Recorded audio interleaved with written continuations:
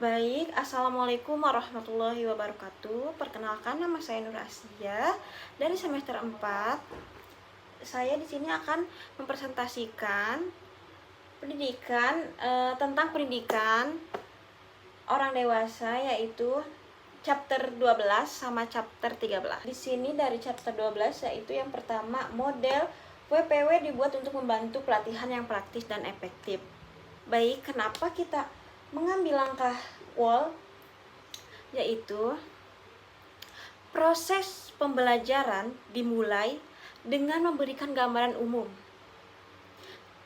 terlebih dahulu. Hal ini penting agar siswa punya kerangka berpikir dan bisa melihat tujuan akhir dari pembelajaran. Terus, kenapa pelajar bagian penting? Yaitu setelah memahami konteks besar, siswa mulai mempelajari bagian-bagian utama secara lebih rinci. Di tahap ini, mereka menganalisis, mengekspresikan, dan memperdalam konsep-konsep penting dari topik. Yang ketiga, yang terakhir, kembali ke keseluruhan WOL, yaitu pada akhir pembelajaran, semua bagian yang udah dipelajari disalurkan kembali untuk memperoleh pemahaman menyeluruh. Hal ini membantu siswa mengalihkan setiap bagian dengan konteks besarnya, sehingga ilmu yang diperoleh lebih bermakna dan tahan lama. Terus di sini juga selanjutnya ada gambaran umum model. Yang pertama, belajar dimulai dari gambaran besar, lalu bagian-bagian. Yang ketiga, lalu kembali keseluruhan. Keempat, membantu pemahaman lebih cepat dan menyeluruh. Yang kelima, cocok untuk pelatihan dan pembelajaran langsung, yaitu model WPW membantu pembelajaran menjadi lebih terarah, bermakna, dan menyeluruh. Tidak hanya belajar bagian, tapi juga bagaimana bagian-bagian itu membentuk satu kesatuan yang utuh. Selanjutnya di sini ada model pembelajaran keseluruhan, bagian keseluruhan. Yang pertama, WPW menekankan bahwa pemahaman menyeluruh atau keseluruhan sama pentingnya dengan penguasaan bagian-bagian. Yang kedua, yaitu behaviorisme atau bagian-bagian yang penting. Yang ketiga, keseluruhan pertama dan kedua memberi makna utuh pada pembelajaran. Yang keempat, keseluruhan, yaitu jumlah bagian-bagian pandangan Gestalt, yaitu WPW bukan sekedar belajar potongan demi potongan, tetapi juga bagaimana setiap bagian terintegrasi dalam satu kesatuan yang utuh, sehingga makna pembelajaran lebih kuat dan kontekstual. Di sini ya selanjutnya keseluruhan pertama dari keseluruhan bagian.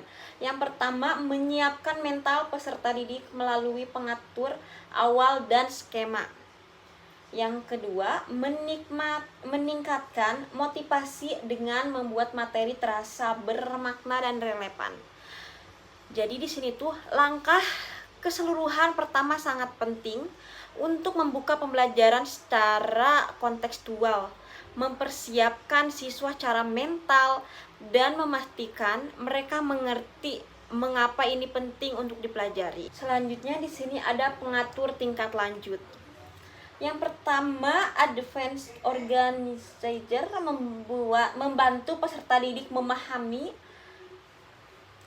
mengaitkan materi baru dengan pengetahuan sebelumnya. Yang kedua, skemata atau struktur mental. Tiap individu berbeda, jadi penting bagi instruktur menyelaraskan pemahaman awal. Yang ketiga, teknik seperti video, diagram, literatur, atau kartun bisa menyatukan skemata peserta. Yang ketiga, organisasi pengetahuan di awal pembelajaran penting untuk yang pertama, meningkatkan fokus. Yang kedua, meningkatkan pemahaman. Yang ketiga, mempermudah ingatan dan pengambilan kembali informasi. Jadi, advance organis ibarat jembatan pemahaman yang menghubungkan apa yang sudah diketahui siswa dengan apa yang dipelajari, apa yang akan dipelajari, sehingga pembelajaran menjadi lebih terarah, efisien, dan bermanfaat. Selanjutnya, di sini ada keseluruhan kedua dari model pembelajaran bagian keseluruhan. Yang pertama, menyatukan kembali semua bagian yang telah dipelajari. Yang kedua, membantu siswa memahami materi secara utuh. Yang ketiga, mempermudah ingatan jangka panjang. Yang keempat, mendorong pemahaman lebih dalam dan berpikir kritis. Yang kelima, siapkan siswa untuk menerapkan ilmu dalam situasi nyata. Jadi, tutup pola kedua menjadikan pembelajaran lebih dari sekedar tahu, tetapi juga memahami, mengingat, dan mampu menerapkan. Disinilah makna pembelajaran benar-benar terbentuk dan bermanfaat. Baik, selanjutnya yang terakhir dari chapter 12, yaitu bagian-bagian dari model pembelajaran bagian keseluruhan. Yang pertama, setiap bagian harus dikuasai sepenuhnya agar pembelajaran utuh berhasil. Yang kedua, setiap bagian bisa diajarkan dengan struktur keseluruhan bagian keseluruhan juga. Yang ketiga, struktur ini bisa diterapkan dari tingkat program hingga unit terkecil. Yang terakhir, menjamin pemahaman yang konsisten dan terintegrasi di semua level pembelajaran. Yaitu materi ini memastikan bahwa setiap bagian pembelajaran dipahami secara utuh dan terhubung, sehingga siswa tidak hanya belajar potongan-potongan, tetapi membangun pemahaman yang utuh dan berkelanjutan. Baik, selanjutnya di sini saya akan menjelaskan chapter 13, yaitu dari guru hingga fasilitator dari sedang belajar. Yaitu yang pertama, model lama mengajar. Guru sebagai pusat kontrol menyampaikan konten, mengatur proses belajar, dan menilai hasilnya. Yang kedua, keberhasilan diukur dari kepatuhan siswa dan ingatan terhadap materi guru. Yang ketiga, perasaan bangga sebagai penyampai pengetahuan yang baik. Yang keempat, perubahan pandangan terjadi setelah mengikuti seminar konseling dengan pendekatan baru. Yang kelima, model baru, guru sebagai fasilitator pembelajaran bukan pengontrol. Yang terakhir, fokus baru, pengetahuan tujuan dan partisipasi aktif siswa menjadi pusat pembelajaran. Yaitu model lama menekankan kontrol dan hafalan.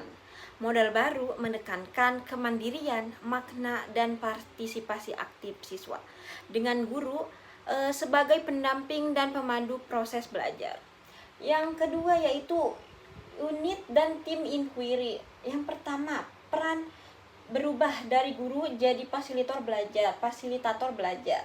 Yang kedua, fokus baru, bantu siswa belajar mandiri, bukan kendalikan. Yang ketiga, imbalan baru, lebih puas lihat siswa berkembang sendiri. Yang terakhir, tugas baru, yaitu yang pertama, rancang proses belajar. Yang kedua, ajak siswa terlibat. Yang ketiga, hubungkan ke sumber belajar. Yang keempat, dukung inisiatif siswa. Jadi pendekatan inquiry dengan unit dan ilmu membuat siswa lebih aktif, kreatif, dan bertanggung jawab. Sementara guru menjadi pembimbing yang memperdayakan, bukan pengontrol yang mendominasi. Yang terakhir di sini ada belum pernah bekerja sangat keras. Yang pertama, transformasi pribadi terjadi setelah mengikuti seminar Carl Rogers dan Cyril Hall. Yang kedua, pengalaman baru belajar aktif, kolaboratif, dan penuh tanggung jawab pribadi. Yang ketiga, pergeseran peran dari guru tradisional menjadi fasilitator pembelajaran. Yang keempat, eksperimen kelas pertama, yaitu mahasiswa setuju untuk ambil tanggung jawab atas proses belajar. Yang kedua, menggunakan unit penyelidikan dan tim penyelidik. Yang ketiga, siswa aktif memilih dan menyajikan materi. Yang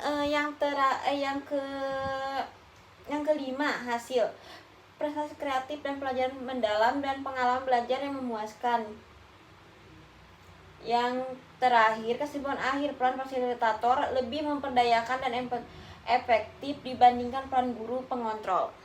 Jadi, peran sebagai fasilitator lebih bermakna dan bermanfaat dibanding peran tradisional sebagai pengontrol kelas. Guru merasa lebih bekerja keras secara emosional dan intelektual, namun hasilnya sangat memuaskan.